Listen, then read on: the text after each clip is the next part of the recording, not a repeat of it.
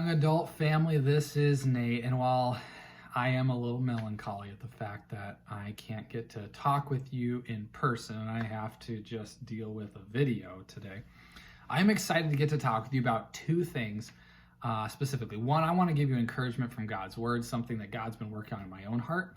And I just want to share that with you. And the second thing is just some stuff that we're doing as a ministry and as a church. Maybe you heard Josh's video and kind of emphasizing some of the things he shared.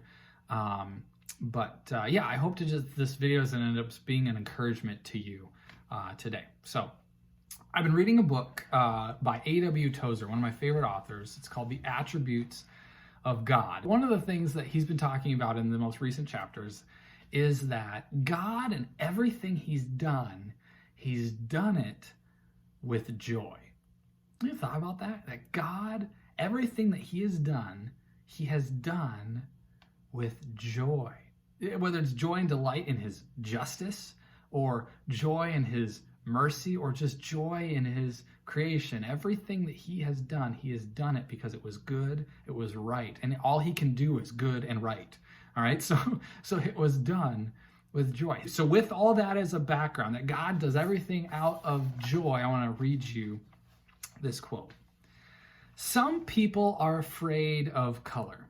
They think that spirituality consists of being drab, but God made color. He made all shades of colors. Look at the sunset. What is it? Just something scientific?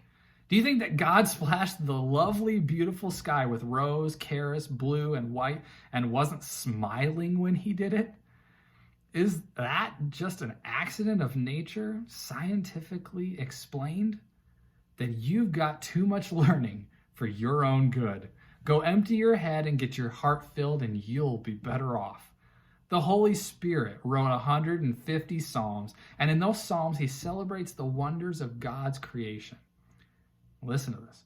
We ought to stop thinking like scientists and think like psalmists. The infinite God is enjoying himself. Somebody is having a good time in heaven and earth and sea and sky. Somebody is painting the sky.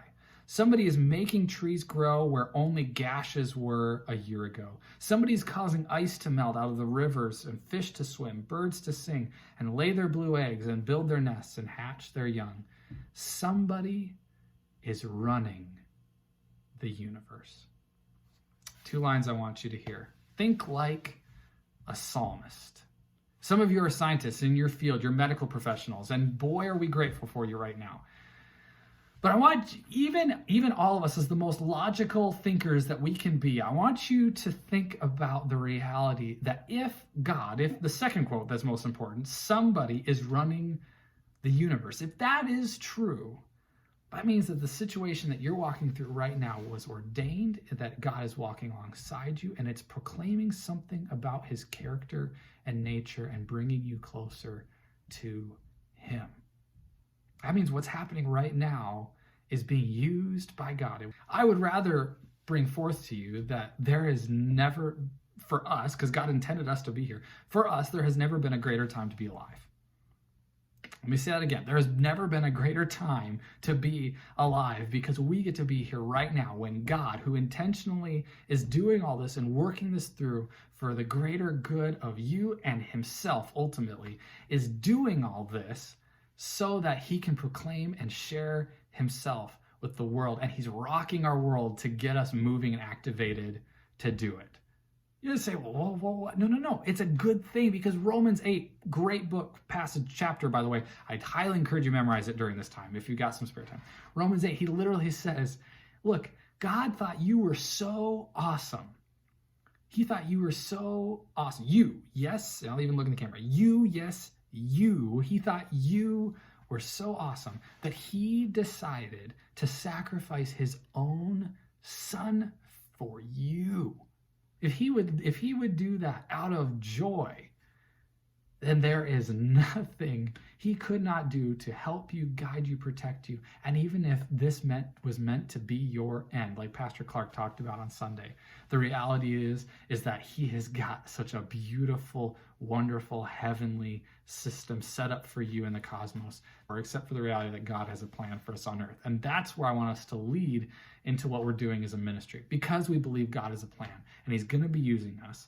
I want to encourage you in just a couple of things that we've been talking through as a team, as well as email you got from us last week. Number one, we encourage your groups to keep meeting. If you're in a small group, keep meeting, keep finding ways to get together. I guess if you're under a group of 10, you can legally still get together and not get called the cops on you.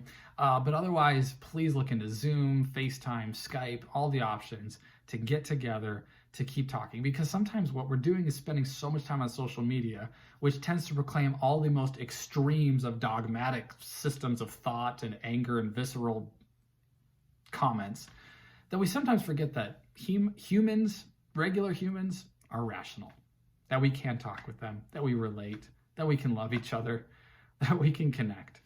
And so that's what I hope to encourage you today. Continue to be, if you're not in a small group, then for your good, please contact us. Please reach out to us. We want to get you in a small group. The second thing is this: we want to be the church for you right now and help you. Whatever needs you might have during this time, we want to be able to support you and help you. If you are someone like many of us with young bodies and great immune systems, then I want to encourage you to sign up at lincolnberean.org/help to help somebody. I think this is right now one of the greatest moments where we as a young adults ministry can shine. And so I want to encourage you to do that. I want to encourage you to step up right now if you can. Now, as a staff, we're passing around a hashtag we're going to start sharing called #BeTheHope. It's something that we're going to start initiating in our own backyards and our own houses. And so we want to encourage you to be involved with that. We are going to be praying for you, praying God's love on you, that you're going to see how he's starting to work, that as you start to think like a psalmist, you're going to see how God is just working and doing some really cool stuff right now in this world and using his church to shine his light together. Love you guys. We'll talk to you soon.